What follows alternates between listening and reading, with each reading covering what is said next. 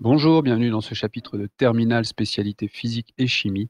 Nous allons découvrir les dosages par titrage.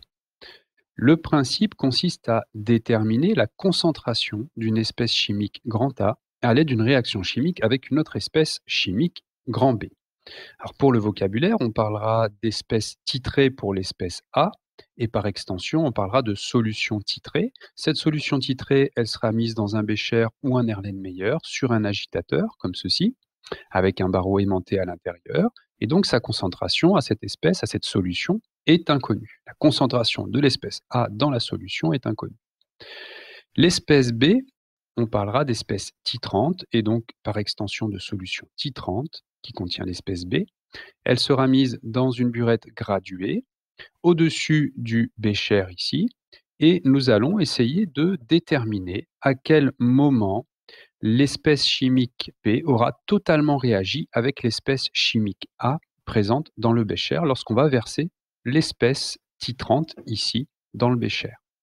Alors comment repérer ce moment particulier, la fin de la réaction chimique? Eh bien, en première, nous avons fait un suivi par colorimétrie. Si une des espèces est colorée, ou en utilisant un indicateur coloré particulier, eh bien, on va observer à la fin de la réaction chimique un changement de coloration dans le bécher. Maintenant, en terminale, nous allons voir deux autres méthodes. Nous allons réaliser des suivis en mesurant une grandeur. Ça peut être soit le pH, dans ce cas-là, ce sera un suivi par pH-métrie. Ce sera le cas pour les réactions acido-basiques, c'est une méthode qu'on peut utiliser dans ce cas-là. Et on peut faire également un suivi par conductimétrie. On mesurera donc la conductivité des solutions. Dans ce cas-là, il faut que dans les espèces titrées ou titrantes, il y ait des espèces ioniques. Donc, on va étudier ces courbes que l'on obtient lorsqu'on fait un suivi par pH-métrie ou par conductimétrie. Mais d'abord, on va rappeler le principe du dosage par titrage dans le détail. On va essayer de comprendre ce qui se passe, comment repérer la fin de la transformation. Alors, lorsqu'on va verser de l'espèce B dans le bécher qui contient l'espèce A, il va se dérouler une réaction chimique entre les deux espèces avec une équation de réaction de ce type-là. Petit a et petit b étant les nombres stoichiométriques associés à l'espèce A et à l'espèce B. Et on va obtenir des produits qui, dans un premier temps, ne vont pas spécialement nous intéresser pour comprendre ce qui se passe.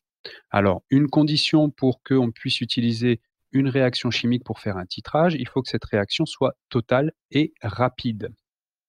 Et donc, que se passe-t-il? Comment évoluent les quantités de matière dans le bécher ici au cours du titrage lorsqu'on verse l'espèce B?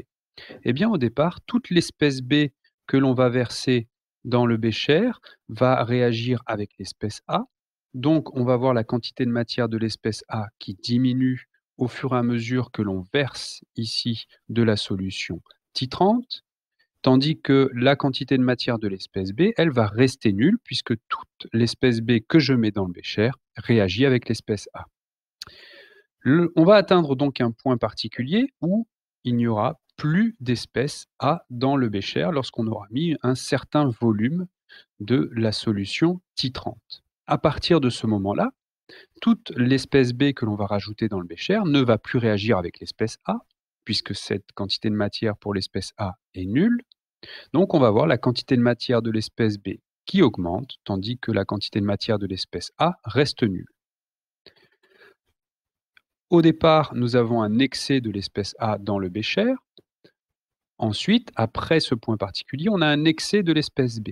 Et donc, lorsqu'on se situe à ce volume particulier, qu'on va appeler le volume à l'équivalence, on va dire qu'à ce moment-là, on est à l'équivalence, eh bien, on voit que les quantités de matière des deux espèces, A et B, sont nulles.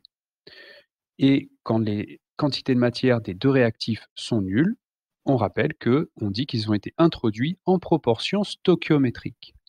Alors, on va aussi rappeler un tableau d'évolution pour voir ce qui se passe exactement à l'équivalence.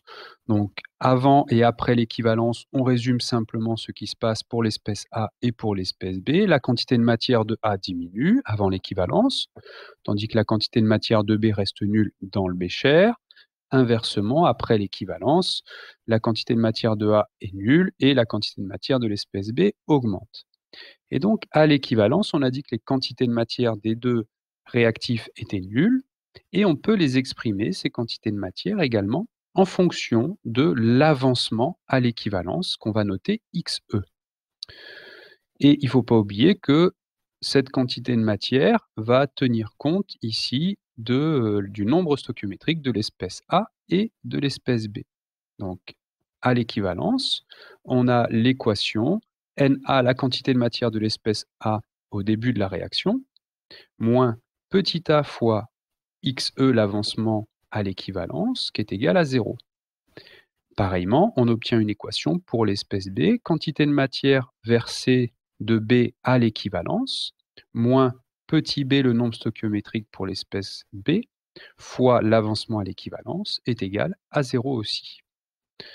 Donc, on va pouvoir exprimer l'avancement à l'équivalence à partir de ces deux équations, d'abord en fonction de Na et petit a, et en fonction de Nb à l'équivalence et petit b. Et donc, si on ne s'occupe plus de l'avancement à l'équivalence, ça c'était juste pour la démonstration, on obtient qu'à l'équivalence, il y a une égalité entre la quantité de matière de l'espèce A divisée par le nombre stoichiométrique petit a et la quantité de matière de l'espèce B à l'équivalence divisée par le nombre stoichiométrique petit b. Et donc, comme petit n est égal à C fois V, concentration fois volume, on va pouvoir transformer cette expression en introduisant la concentration de l'espèce A, le volume de l'espèce A qu'il y a dans le bécher au départ, ensuite la concentration de l'espèce B, fois le volume à l'équivalence VE que l'on a obtenu ici. Et donc, on va pouvoir en déduire la concentration Ca de l'espèce titrée. C'est ce qui nous intéresse depuis le départ, hein, puisqu'on fait un dosage par titrage ici.